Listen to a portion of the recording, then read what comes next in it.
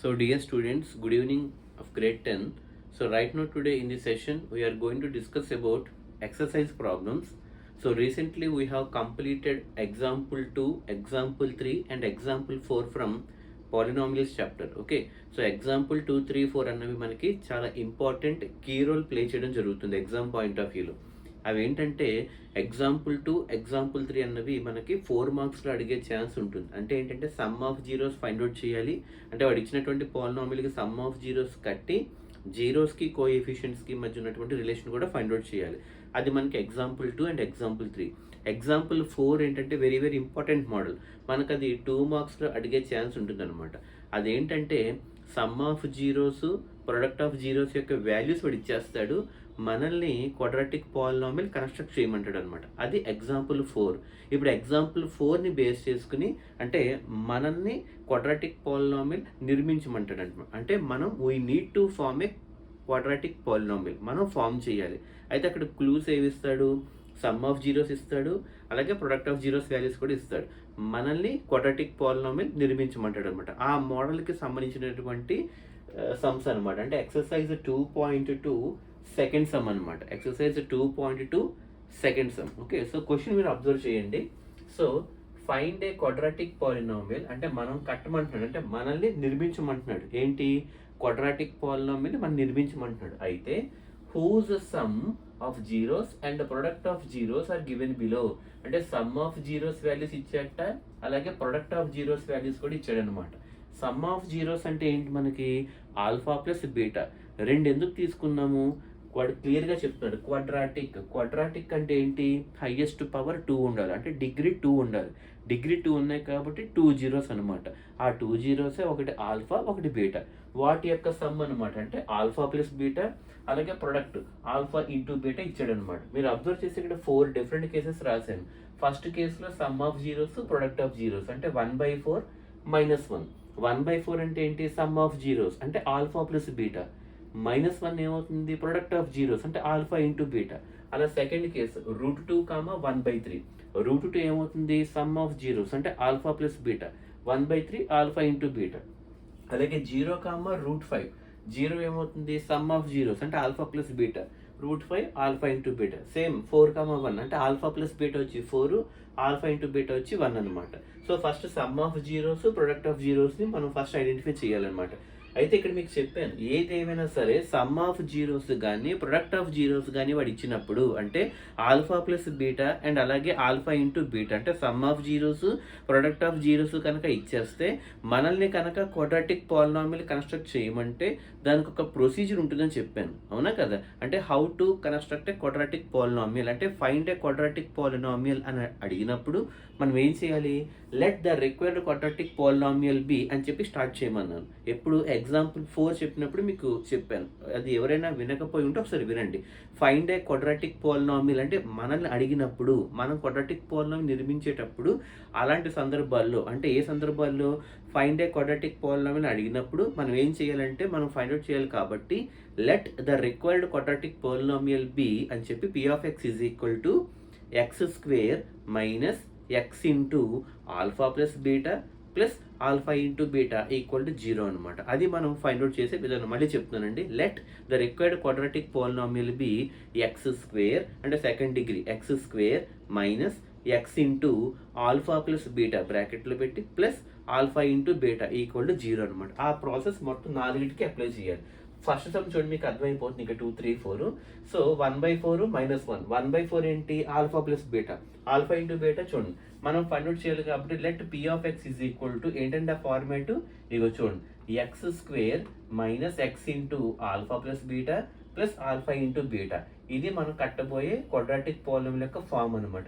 ఇందులో alpha plus beta 1/4, alpha into beta -1. Substitute చేస్తే x² ఇగో చూడండి, x² - x ఇంటూ అవునా ఆల్ఫా ప్లస్ బీటా ప్లస్లో 1/4 ప్లస్ ఆల్ఫా ఇంటూ బీటా ప్లస్లో -1 పెట్టాను లేదా? అంటే x² - x into alpha plus beta ప్లస్లో 1/4 ప్లస్ ఆల్ఫా ఇంటూ బీటా ప్లస్లో -1 పెడితే x² - x into 1 x/4 minus plus into minus -1 so finally మీరు అబ్జర్వ్ చేస్తే X square minus X by 4 minus 1 అంటే ఇక్కడ ఒక 1 ఇక్కడ ఒక 1 డినామినేటర్ 1 కనుక వేసుకుంటే 1కి 4కి 1కి ఎల్సిఎం 4 వచ్చిందా లేదా.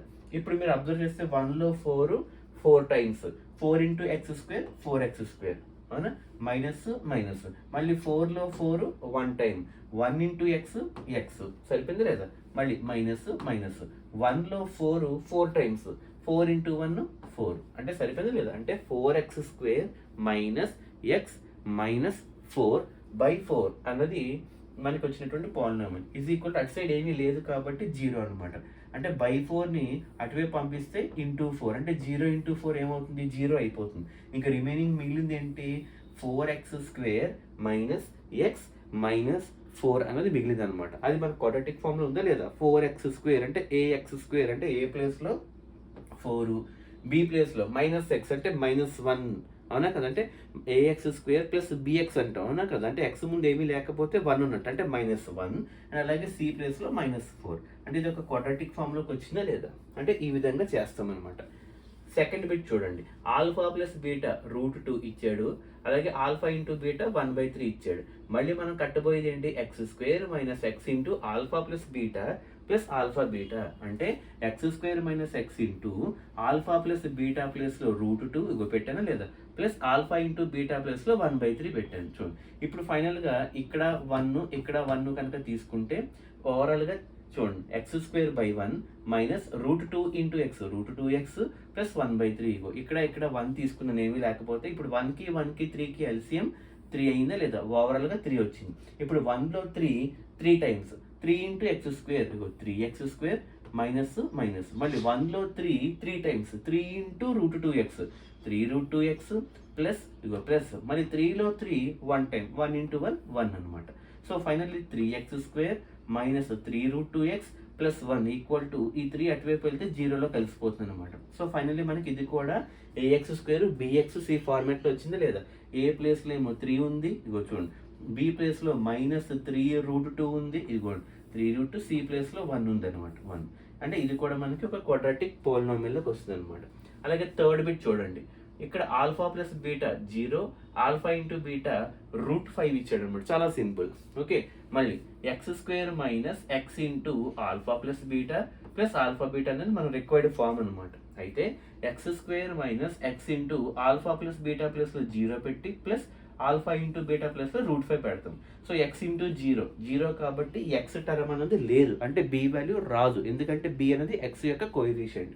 ఇంకా మిగిలింది x² ప్లస్ √5 x² ప్లస్ √5, ఇందులో బి టర్మ్ లేదు కాబట్టి బి ఈక్వల్ టు 0, ఇక్కడ ఏం లేదు కాబట్టి ఏ ప్లేస్లో 1 అండ్ కాన్స్టెంట్ ఏమో √5 అనమాట. అంటే ఇది కూడా ఒక క్వాడ్రాటిక్ ఈక్వేషన్ యొక్క ఫార్మ్ అనమాట. ఇక ఫోర్త్ బిట్ ఇక డైరెక్ట్గా మీకే అర్థమైపోతుంది చూడండి, సమ్ ఆఫ్ జీరోస్ ఏమో 4, ప్రొడక్ట్ ఆఫ్ జీరోస్ 1 అంటే alpha plus beta 4, alpha into beta 1 అనమాట. మనం ఫైండ్ అవుట్ చేసిపోయే form x² minus x into alpha plus beta plus alpha beta అంటే x² minus x into alpha plus beta ప్లస్లో 4 పెడతాము, అలాగే plus alpha into beta ప్లస్లో 1 పెడతాము. So finally x² minus 4 into X 4x plus 1 equal to 0. ఇది కూడా మనకి ax² bxc అంటే ఏ ప్లేస్లో 1 ఉంది కదా, అవునా కదా, ax² a equal to 1, b equal to -4, అవునా, c ఈక్వల్ టు 1 అనమాట. సో ఇది మనకి very very very important model అండి, మనకి 2 మార్క్స్లో ఖచ్చితంగా అడుగుతాడు, ఫైండ్ ఏ క్వాడ్రాటిక్ పాలినామియల్ అని అడుగుతాడు. మళ్ళీ చెప్తున్నా ఏంటంటే ఆ form x² minus x into alpha plus beta plus alpha into beta. ఇక్కడ ఆల్ఫా ప్లస్ బీటాలో సమ్ ఆఫ్ జీరోస్ వాల్యూస్ వేస్తాము, alpha into beta plus product of zeros value వేస్తాం. చేస్తే మనకి ఒక క్వాడ్రాటిక్ పాలినామియల్ అనేది వస్తుంది అనమాట. ఓకే, సో ఇక్కడతో 2.2లో సెకండ్ సమ్ అయింది. నెక్స్ట్ ఫస్ట్ సమ్ చూద్దాం. ఫస్ట్ సమ్ దేని గురించి అంటే జీరోస్ ఆఫ్ ది పాలినామియల్ కట్టి మళ్ళీ వాటి మధ్య ఉన్నటువంటి రిలేషన్ ఫైండ్ అవుట్ చేయాలి, అంటే జీరోస్కి కోఎఫిషియన్స్కి. So good evening, have a nice day.